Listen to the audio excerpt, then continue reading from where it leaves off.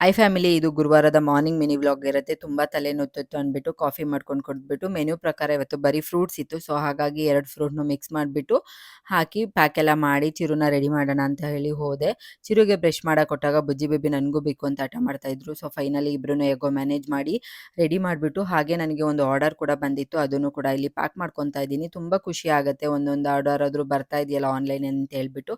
So on the way ಹೋಗ್ತಾ ಚಿರುನ drop ಮಾಡಿಬಿಟ್ಟು ನಾನು DTDCಗೆ ಹೋದೆ.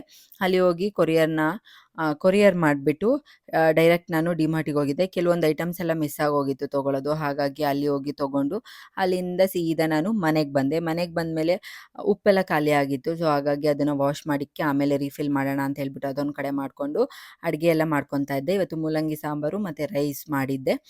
ಹಸ್ಬೆಂಡು ಸಂಜೆ ಮೇಲೆ ಹೊರಗಡೆ ಶೂಟ್ ಇದೆ ಹೋಗ್ತೀನಿ ಅಂತ ಹೇಳಿಬಿಟ್ಟು ರೆಡಿ ಆಗ್ತಾಯಿದ್ರು. ಒಂದು 3-4 ಡೇಸ್ ಆಗುತ್ತೆ ಅವ್ರು ಬರೋದು. ಹಾಗಾಗಿ ಎಲ್ಲ ಪ್ಯಾಕ್ ಮಾಡ್ಕೊತಾ ಇದ್ರು.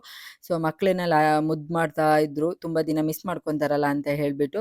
ಅದಾದಮೇಲೆ ಅವರು ಕೂಡ ರೆಡಿಯಾಗಿ ಇವಾಗ ಹೊರಟ್ರು. ಮಳೆ ಬೇರೆ ಬರ್ತಾ ಇತ್ತು, ಹಾಗಾಗಿ ರೈನ್ ಕೋಟ್ ಎಲ್ಲ ಹಾಕೊಂಡು ಹೊರಟ್ರು.